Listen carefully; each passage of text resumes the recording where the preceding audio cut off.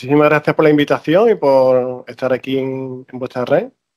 Y yo volver a esta casa, que estuve trabajando 10 años aquí, una casa que me guarda muchísimo cariño y siempre estaré abierto a cualquier otra invitación.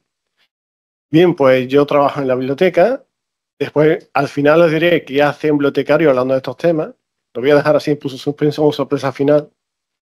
Pero eso, el tema del que yo quiero un poco tratar se conecta directamente con lo que habéis visto esta mañana con mi compañera Amparo. Amparo y yo trabajamos, es una de las personas que trabajan en el equipo de la biblioteca, en su caso de apoyo a investigación. Yo coordino esa parte, biometría y otra.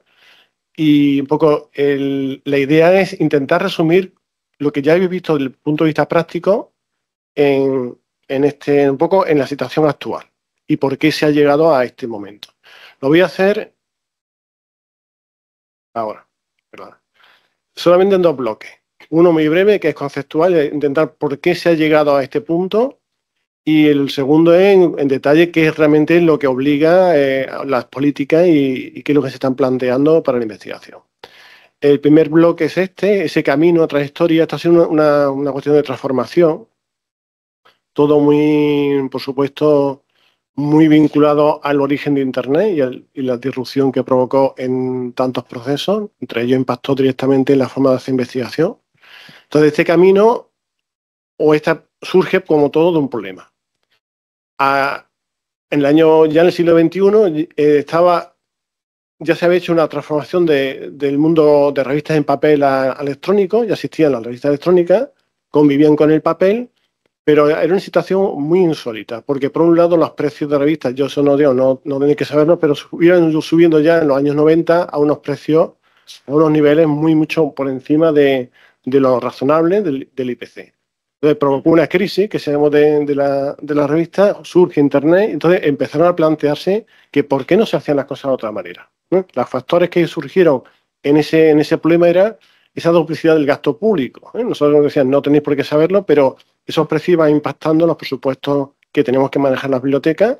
Tenemos que lidiar con dos cuestiones. Por un lado, intentar atender el contenido que cada vez iba creciendo y tener que mantener el precio de lo que suponía lo que ya se tenía para el público, en caso sobre todo de revistas.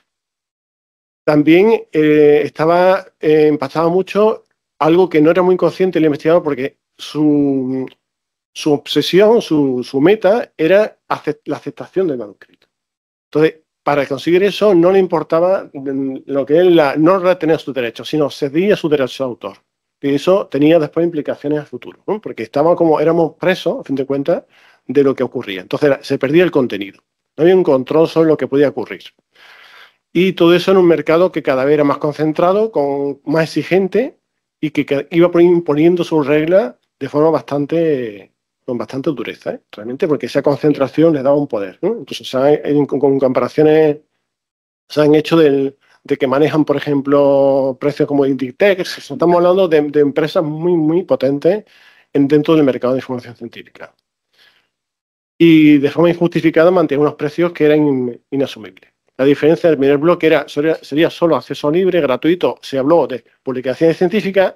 Posteriormente, bastante posteriormente, se incluyeron los datos de investigación que estaban asociados a esas publicaciones y ese era el bloque de acceso abierto. Se transformó a ciencia abierta cuando se incluye datos de investigación y también otros resultados, que es un poco el proceso que estamos ahora, incluyendo de metodología, que en vuestro caso yo creo que tiene mucho interés, código y por ejemplo, también apareció el software libre, tanto de herramientas como las plataformas que tienen que gestionar todo esto.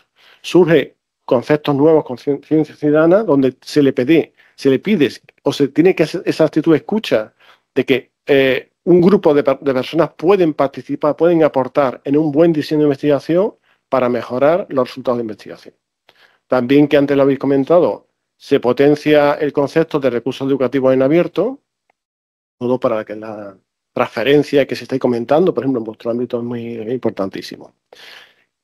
Como el ciclo también se inicia de que se publica y se revisa, se plantea modelos de revisión en abierto, para que sea, digamos, más la responsabilidad sobre el contenido y la calidad de investigación se comparta, no esté sometida a un grupo que a veces desconocido de revisores. Entonces, se va cambiando, esos son los modelos que plantea la ciencia abierta. Y por último, y no por supuesto menos importante, porque la NECA está la que está cambiando su ritmo, se cambia la forma de medir. Se evita ese concepto que era muy, incluso matemáticamente incorrecto, de factor de impacto, de esa distribución de revistas por 4 cuartiles.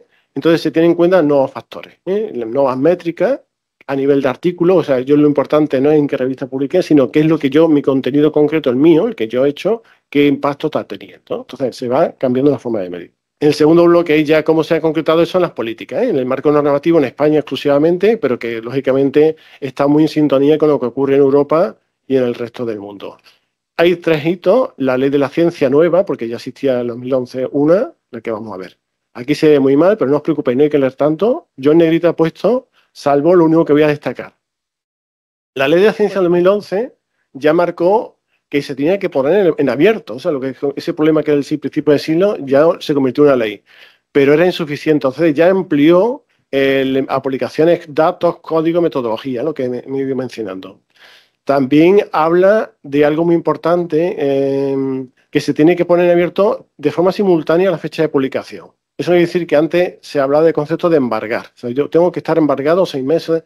Bueno, ahora, según la ley nueva, debería de ponerse inmediatamente a la fecha de publicación. Luego ocurre que esto, después las editoriales marcan una serie de límites. En la ley también tiene al final el último articulado, que no está puesto aquí, es como no, siempre que lo permita los derechos de autor. Por eso decía, la retención de derechos de autor que comenté al principio tienen estas consecuencias. Y también es importantísimo que los proyectos de investigación ya van a incorporar estas condiciones para que se vayan aplicando. La ley de ciencia marca eso, también habla de la evaluación del mérito, que después ANECA fue incluyéndolo, y también destaca la importancia de los repositorios y digamos, la interconexión que hay entre ellos, para que sea muy fácil el acceso a la documentación. El último apartado que se menciona aquí son los datos FAIR. Si acaso al final hablo de qué son los datos FAIR. Entonces, esto es un cuadro de resumen de qué es en cada una de las 3 cosas que hemos visto. Si acaso nos sirve, si llevamos bien. Ya voy cerrando, ¿eh? Sí. El qué es lo que se marca, que con amparo lo he visto, es la versión final y los datos, como novedad. Lo dice la ley de la ciencia, la ENCA y la LOSU. El cómo o dónde en repositorios. Sin embargo, en la ENCA no habla de infraestructuras, pero son repositorios también. ¿Quién tiene que hacerlo? En la ley de la ciencia habla de los que tengan proyectos de diferenciación con fondos públicos. En la ENCA y en la LOSU hablan de todos los que están dentro del sistema, y en la LOSU, pues el PDI. En general, aunque no reciban fondos públicos, en principio todo lo que se genere debe estar dentro de este esquema. El tema de revisión, pues lo tocan los 3, la evaluación de mérito. En la ENCA está el EGD y los criterios de evaluación de la LOSU. Y los repositorios, pues, están ahí como los datos FAIR, como una especie como de apoyo, incluye el concepto de ciencia ciudadana dentro de estas normativas, ¿no? Entonces, los datos FAIR, este es el esquema que tenía antes. Si había alguna duda, simplemente son 4 conceptos, que hay otras siglas. El primero, del inglés, pues ha tenido que un poco ahí no sé si se ve en pantalla, fáciles de localizar, por aquello de respetar la F, pero es localizable, que sean accesibles. Esto es un concepto que va a requiere un cambio en la metodología, en la forma de trabajar con la gestión de datos, que antes se hacían las cosas, pero no se tenía muy en cuenta cómo, y ahora hay que intentar que sean, por aquello de que sean reutilizables o transferibles. Todo esto en la misma línea de que todo lo que se genere revierta de alguna manera a la sociedad. Y esto, en concreto, tanto la política española está en sintonía con la europea, y la prueba más palpable es que los proyectos de financiación de Horizonte Europa o lo que hace la Agencia de Investigación se financia de acuerdo con este tipo de criterios. Se piden ya, que antes no se pedían, o eran voluntarios los planes de gestión de datos, y ahora ya son una condición nueva, ¿no?, dentro del compromiso que se adopta. Y lo decía, ¿por qué yo hablo de estos temas? Que soy de biblioteca. Porque en la LOSU también se menciona que las bibliotecas y otras unidades universitarias facilitarán el acceso a la ciudadanía, que eso lo hemos hecho hace tiempo, pero ponen en negrita la promoción de la difusión de la ciencia abierta en la comunidad y en la sociedad. Entonces, es un mandato que nos viene en la ley, y por eso, digamos, el hecho de que yo esté. Yo creo que lo justifica. Y además de eso, aquí las bibliotecas, como habéis dicho, el amparo es el caso más concreto. lo que hacen es un apoyo, ya lo hemos hecho hace tiempo, pero ahora, lógicamente, con este nuevo escenario que es más complejo, apoyamos todas las fases de investigación, desde que se empieza la planificación, la gestión, la publicación y, a fin de cuentas, la reutilización. Entonces, cualquier biblioteca con la que tengáis de referencia en vuestras instituciones, acudir a ella, porque, como dice la NOSU, además de promover, tenemos que ayudar a que esto sea una realidad. ¿De acuerdo? Pues muchas gracias.